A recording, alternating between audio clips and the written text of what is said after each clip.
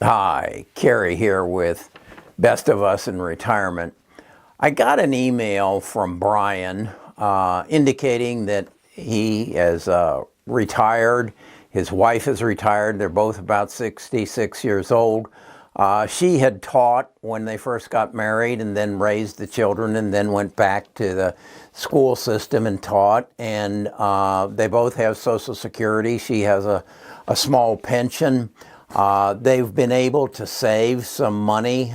He through a 401k, she through a 403b. And so they have about $250,000 in qualified assets. And then they have another $100,000 in non-qualified assets in bank accounts and a brokerage account, have their house paid off, and they say that their cost of living is, they figure at about $65,000 a year, and we agreed there would be some inflation on that. And so he asked me, he said, do you think we'd be all right? And I said, well, Brian, I really don't know, but let me put together a spreadsheet.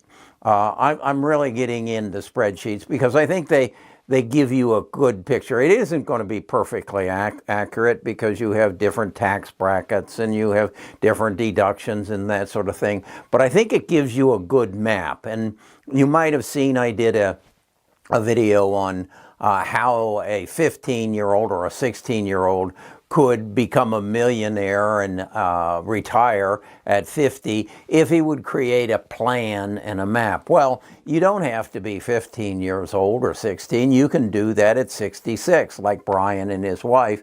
And so what I did was take the numbers that he gave me, and then I kind of first of all applied it to my own situation and spent a day or two, as it turned out, trying to refine this spreadsheet to help Brian see if he was going to be okay. Now, what I'm going to do is put a link to that spreadsheet in the description, and then you can play with it. And I've kind of yellowed, as you'll see when I show you, that the variables that you can plug in your variables, and it will come back and give you a feel. It won't. Don't hold me to it when you turn 96 years old and say, Kerry said we would have this, and that's not what we have. But it'll give you a feel, and it'll give you a kind of a guideline as to how the numbers come together. So let's look at the spreadsheet and see if Brian and his wife are going to be okay as they move through retirement. And I want to share it with you and walk you through Brian's situation and see if you agree with me that Brian will probably be okay. We start by filling in the yellow boxes. As I said, he and his wife are both 66. They both have Social Security. She got Social Security as a result of her teaching. And you'll see down here, she also has got about an $18,000 pension. In their IRAs, 401ks, 403bs, they've accumulated $250,000. And then they have some non-qualified assets of about $100,000. He also shared with me that their house is paid off and they don't have any debt. So they're in a pretty solid situation. But they do have a pretty good lifestyle. They're spending, they estimated, about $65,000 a year. And we're including an inflation rate of about 3%. I also put a increase on their Social Security of about 2%. So that kind of gives us, they told me their risk tolerance, they weren't risky investors. They would be comfortable with some stocks, some mutual funds. I suggested possibly some ETFs and some bonds and some cash. So I put their risk tolerance at 6%. That will equate to the growth rates that I assign to their qualified and non-qualified assets. So then it was a matter of figuring their tax rate. And what we figure the tax rate on is their adjustable gross income. In a married couple who make up to $41,000 or $40,125 pay an effective tax rate of 12%. Once you get over the 40,000 and then up to 86, you pay 22, and that factored in as their income went up in their later years of life, in part created by the required minimum distribution. So let's look at the numbers.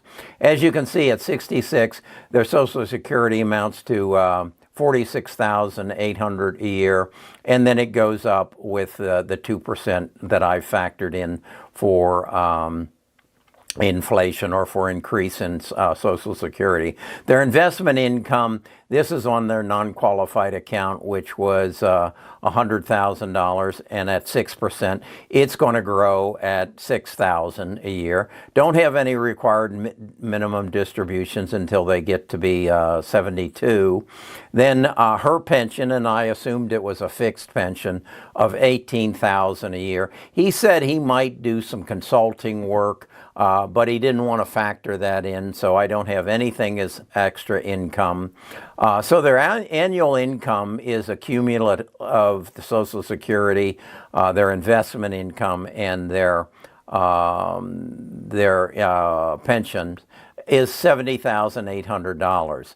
I then figured that they had a standard deduction, and they so we got their taxable income down to $23,400. They said their expenses were $65,000, so I figured their taxes that first year at $5,148. That gives them a profit, if you will, of $652. We reinvest that in the non-qualified investments, and we aren't taking any required distributions, so that goes on as just grows at 6%. So now their assets are $371,652. As you can see, what changes is they actually run a deficit. So and what that means is they're going to take $154 the next year out of their non-qualified assets, and that actually continues to deplete their non-qualified assets. But you see, it doesn't have a negative effect on their total asset value, because their assets are actually growing at a greater rate than what they are taking out. We then click into required minimum distributions at 72, and the numbers continue to run. And I think the important number, I took it out to 86 years old, so I took it out 20 years. And you can see their assets do actually start to decline. It looks like it reaches a high at age 82, and then they do start decreasing. What I think also is important to consider here is that their annual expenses will probably decrease as well. At $65,000, they're taking some nice cruises, I would imagine, once we get out of the pandemic, and nice vacations, and so these numbers may decrease. As you can see, over that 30 years or 20 years, I've increased their expenses from $65,000 all the way up to $117,000. I don't think that's probably realistic, but I didn't want to make that assumption. I don't know that much about them. So that's how I look at things. And I think spreadsheets, Excel spreadsheets, if you don't know how to use them, I'd really encourage it. It opens your eyes to a lot of things and tends to eliminate surprises. So that's Brian's picture as I read it. I'm going to put a link to this spreadsheet in the description of the video, so you can pull it up and you can play with the numbers.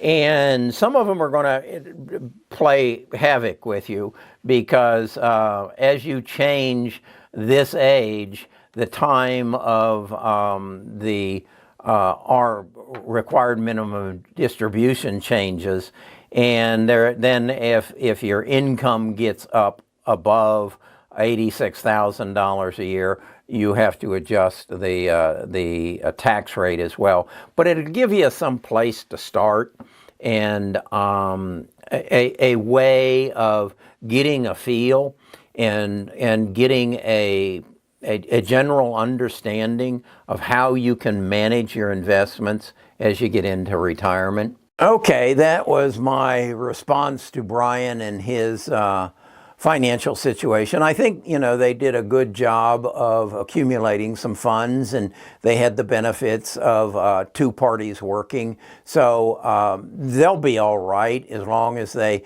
manage their expenses. I think I saw a response to another video, and I credit to the comment that one of the key elements that I think people miss, and this is what the comment was referring to, is that people don't have a good handle on what it costs them to live. It's very easy to do, particularly if you run your life off of credit cards, which I hope you pay your bill every month before it accrues any interest or penalties, and then also going through your checking account and just getting a good handle on what it costs you to live.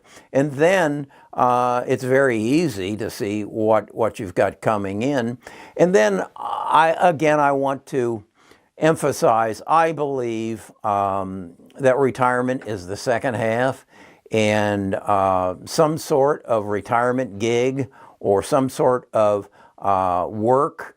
And I don't want to call it work because it should be wrapped around your passion, something that you enjoy doing and would do if you had the opportunity. And then I want you to, much as I have, is to discover the digital economy and the way that I use YouTube to share, the way that you could write a book, as I've written books, to share your knowledge and your experience, and you'd be surprised how many people would be interested.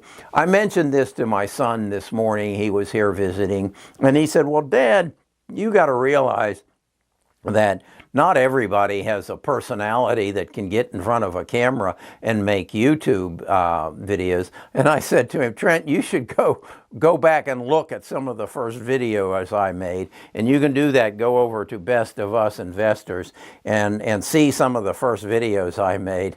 I was not very creative. I was not very comfortable. But you learn it. It's a skill. It's just like anything else. You didn't come out of high school or college with a skill. You came out with an education. And then you turned that education into a skill over years of learning and applying yourself. Well, that's the same thing you can do in retirement. Acquire a new skill and then monetize it and then make a gig out of it. I actually don't feel that my day is complete anymore if I don't make a video somewhere in the day and share it with somebody. And I have learned as I've done this, there's all kinds of the parts of my life that I can share.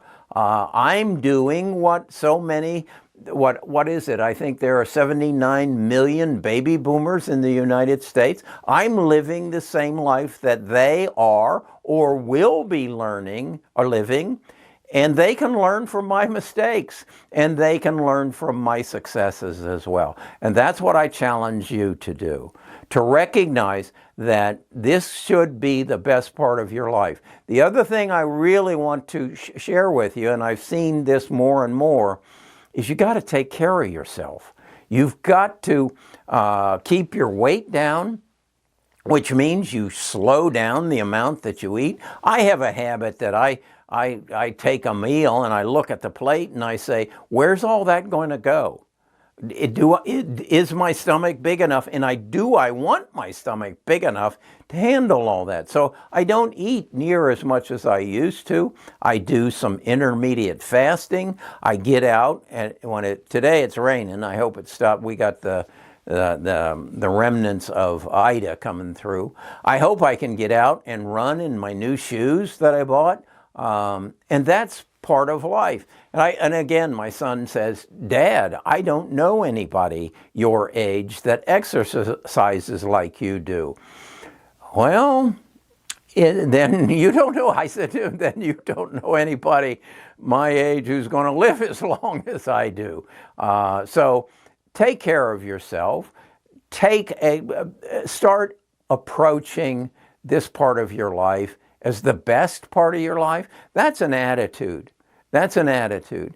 And try to find a way to make it enjoyable and exciting every day.